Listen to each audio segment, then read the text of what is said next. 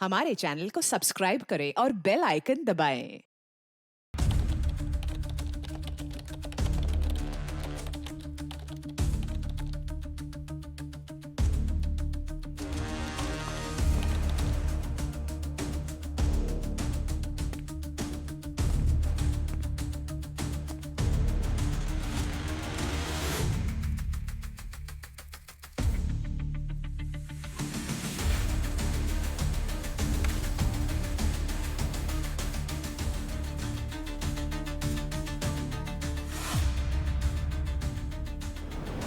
आलोक। आलोक। तो ये आलोक ही ज्योति बनकर उसकी सीट पे बैठा हुआ था। मगर सर फिर वो सीट नंबर 12 पे था कौन? क्योंकि पैसेंजर्स तो ये कह रहे थे कि पूरे टाइम वहां पर कोई चादर ओढ़ के खराटे ले रहा था। अगर ये रीचा का पति आलोक था तो फिर रीचा ने उसे पहचाना कैसे नहीं जब वो ज्योति बनकर घूम रहा था? ये कोई हिंदी पिक्चर नहीं जिसमें हीरो कपड़े बदलकर हेयर स्टाइल बदलकर घूमता है तो हीरोइन उसे पहचानती नहीं। अभिजीत, दाल में बहुत कुछ काला है। इन दोनों मियां बीवी की मिली भगत है। मगर इतना सब ड्रामा किया क्यों? इतना ड्रामा किया क्यों? इसका जवाब तो अब रीचा ही देगी। क्या बकवास कर रहे हैं आप लोग? अरे मेरा बेटा ऐसा क्यों करेगा? अब ये तो आपकी बहू ऋचा ही बताएगी। कहाँ है वो? बुलाइए उसको। मैं बुलाती हूँ। भाभी, भाभी, रीचा भाभी, भाभी, भाभी कमरे में नहीं है। ऋचा, ऋचा,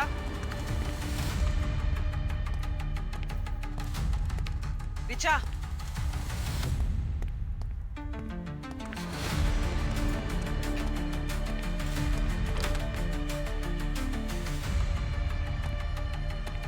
कपड़े कहाँ रखती हो? कबर्ड में ही रखती है मैम। सूटकेस? सूटकेस भी वही वही रहता है।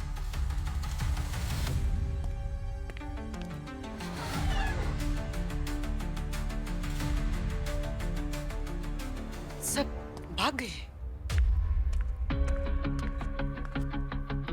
बोला था ना उस पर ठीक से नजर रखने के लिए। इतनी लापरवाही, ध्यान कहाँ है तुम्हारा? Sorry sir. सर, बैग में आलोक की लाश नहीं थी और बैग की अदला बदली भी हुई है, तो मुझे लगा शायद ये ऋचा। तुम्हें लगा कि ऋचा बेगुनाह है कि इसने वैसे ही दिमाग उथल पुथल करके रखा हुआ है। एक ही लीड थी हमारे पास, वो। Sorry sir. मनोहर जी, पहले आपका बेटा आलोक गायब हुआ, अब आपकी बहू ऋचा गायब हो गई है। कुछ कहना है आपको इसके बारे में? सर, एसीपी सर सही कह रहे थे। ये सब आलोक और ऋचा का प्लान है। पहले तो किसी आदमी को मार दिया, फिर उसके बाद उसकी बॉडी को सूटकेस में डाल दिया। कैसी बात कर रहे हैं आप? मेरा बेटा और बहू तो बहुत सीधे हैं, वो ऐसा कर ही नहीं सकते। अरे बहू किसी काम से गई होगी, आ जाएगी। अब वो वापस नहीं आने वाली। और इतने ही सीधे हैं आपके बेटा और बहू, तो ये आपका बेटा आलोक ये औरत बनकर क्यों घूम रहा था ट्रेन के अंदर? और आपकी बहू ऋचा ड्रामा कर रही थी, मेरा आलोक कहाँ गया, मेरा आलोक कहाँ गया। ये मेरा बेटा आलोक नहीं है।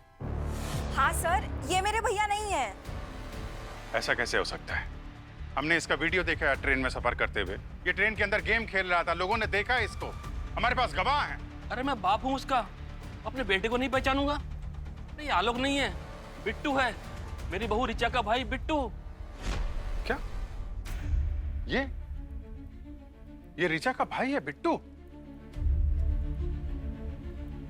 तो फिर आलोक? मैं अभी दिखाता हूँ।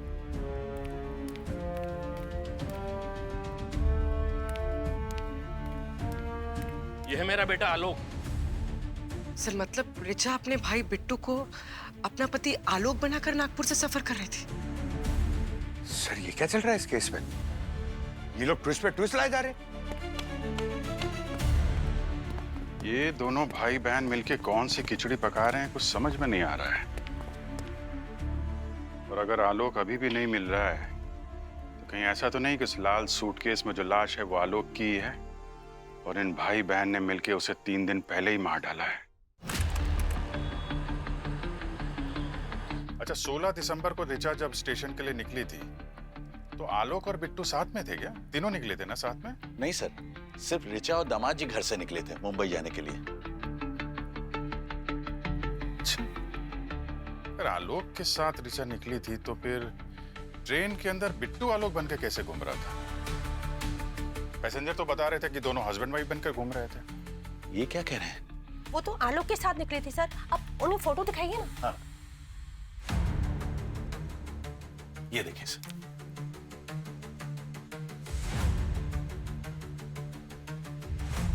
आपका बेटा बिट्टू अभी कहाँ है वो?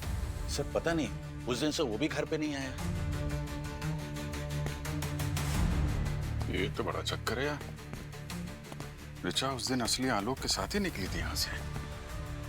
रास्ते में आलोक कहीं गायब हो गया और बिट्टू आलोक बनकर ट्रेन में चढ़ गया। सर,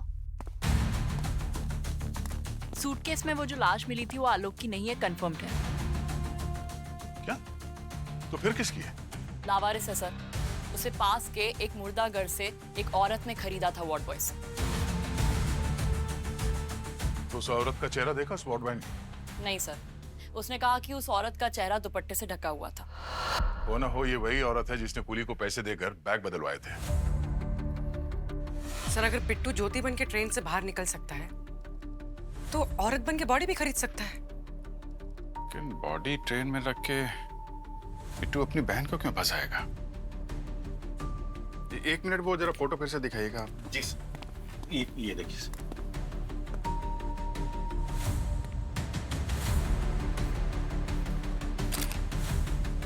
तो ये ऑटो वाला ही बताएगा कि यहाँ से स्टेशन के बीच में ऐसा क्या जादू हुआ कि एक इंसान का चेहरा ही बदल गया।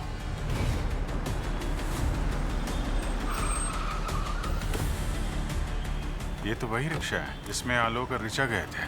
साहब नागपुर स्टेशन जाएंगे? हाँ? बैठो।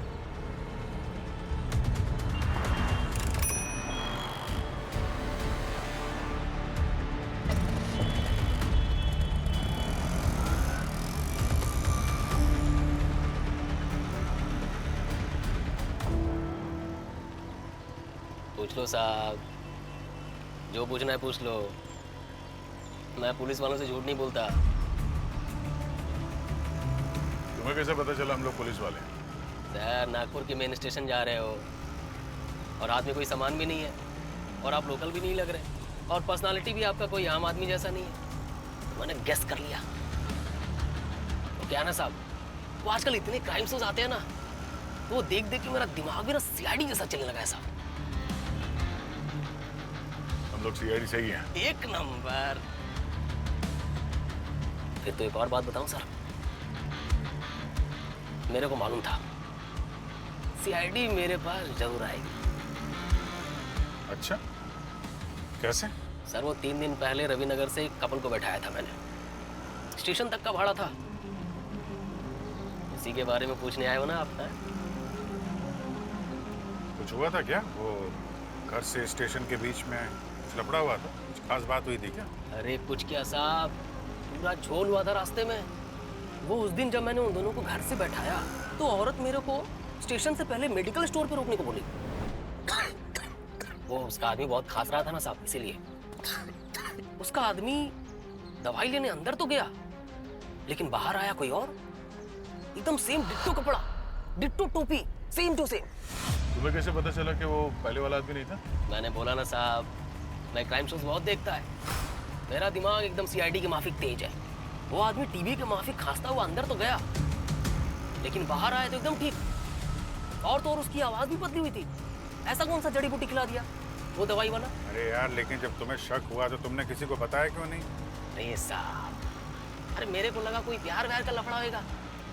मेरे को काहे को किसी का विलन बनना है?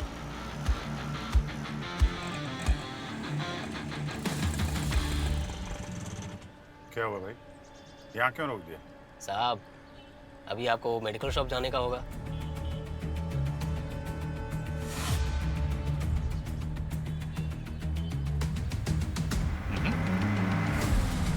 आते हैं हम, रुको यहाँ पे।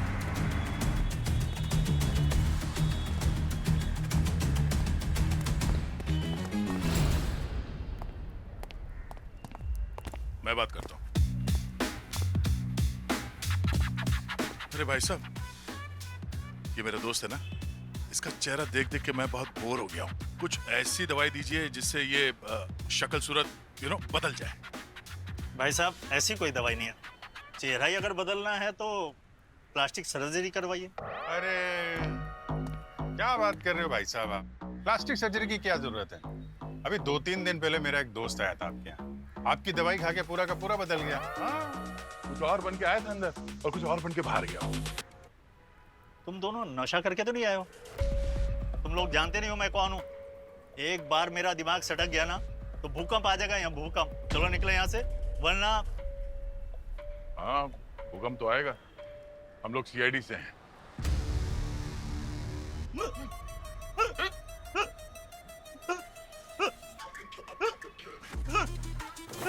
क्या हुआ भाई साहब? हिचकी की दवाई ढूंढ रहे हो क्या? हाँ? जब दया का हाथ पड़ता है ना तो अच्छों की हिचकियां बंद हो जाती है।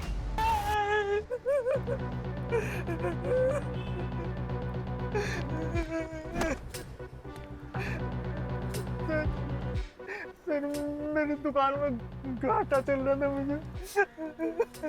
बिट्टू मेरा जिगरी दोस्त वो आया और कहने लगा कि मैं तुझे 3 लाख रुपए दूंगा। उसके जीजा आलोक का खून कर दे।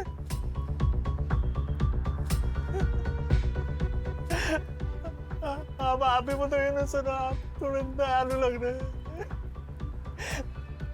3 लाख में मेरा कर्जा तो नहीं उतरता, मगर कुछ तो मदद मिल जाती। उसने कहा कि उसके जीजा आलोक का टुकड़े टुकड़े करके नाले में फेंक दे। तो तुमने मारा आलोक को?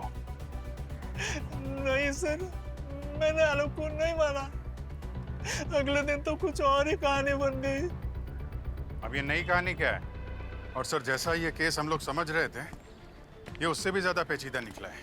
हाँ, मगर उनको ये पता नहीं केस चाहे कितनी भी पेचीदा हो, उसे सीधा कैसे करना हम अच्छी तरह से जानते हैं। अभिजीत, ये ऋचा भाग गई है नागपुर।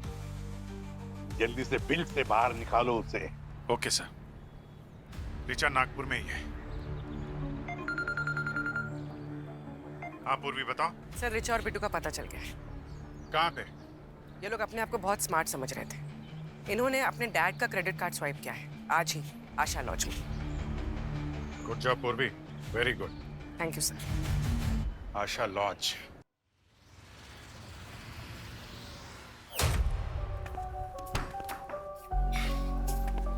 मैं तो कहता हूँ हम दोनों नेपाल चले जाते हैं। वहाँ पे मेरी अच्छी खासी सेटिंग है, दोनों सेफ रहेंगे। कौन? Room service. मैंने।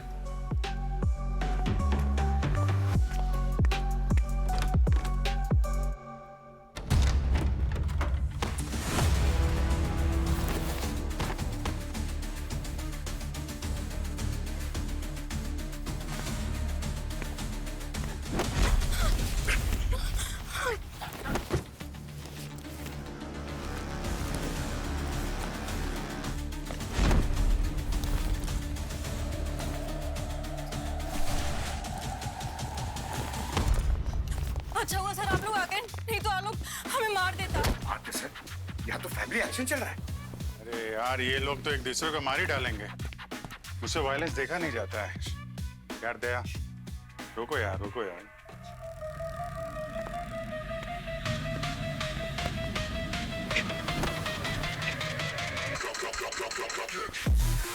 जल्दी से मुंह खोलना शुरू करो, वरना मैं तोड़ना शुरू करूंगा, समझा?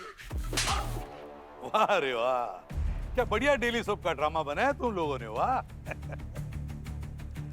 बीवी ने साले के साथ मिलकर जीजाजी का खून करने का प्लान बनाया, फिर जीजाजी ने बीवी का और साले का प्लान फेल कर दिया।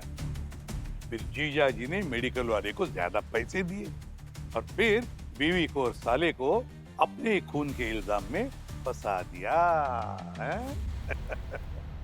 वाह रे वाह। शेर को मिला सवा शेर, मगर सवा शेर को मिले हम। सर, अगले दिन आलोक आया, उसने कहा कि उसे बिट्टू की और मेरी बातों के बारे में पता चल गया है। उसने मुझे काउंटर ऑफर दिया और कहा कि वो मुझे 6 लाख रुपए देगा। अब सर पैसे की जरूरत थी तो मैंने हाँ कर दी, मैं मान गया। उसने ये भी कहा कि बिट्टू को बोल देना तुमने आलोक को मार दिया। जबान खोलोगे तो बहुत कुछ खुलने से बच जाएगा। अब बताओ जल्दी। बिट्टू ने एक पॉन्जी स्कीम में पैसे डबल करने के लिए आलोक से 30 लाख रुपए लिए थे, पर सारे पैसे डूब जाने के बाद आलोक ने बिट्टू से हमारा नागपुर वाला घर अपने नाम करने के लिए कहा। अगर घर जीजा के नाम करता तो मेरे साथ मेरे बूढ़े माँ बाप भी सड़क पर आ जाते। इसीलिए हम दोनों ने प्लान किया कि जीजा को मार देते।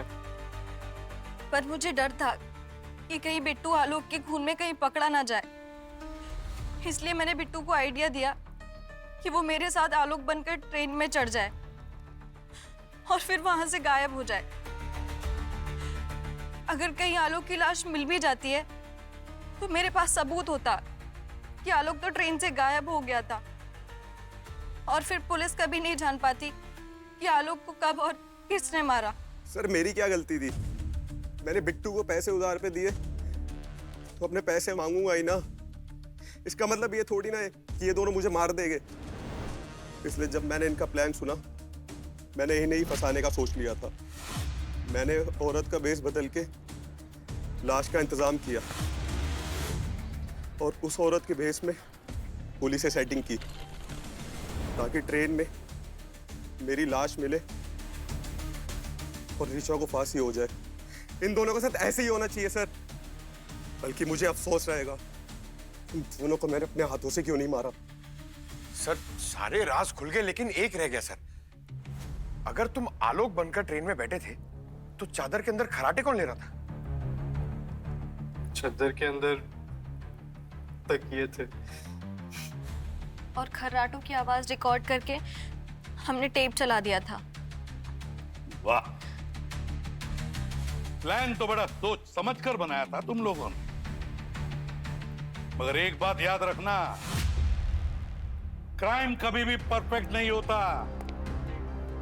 अपराधी चाहे कितना भी शातिर क्यों ना हो, आखिर पकड़ा तो जाता ही है। लालच और बदले की भावना में तुम लोग अंधे हो गए थे। अब जेल की दीवारों में सड़ते रहना। ले जाओ इन्हें।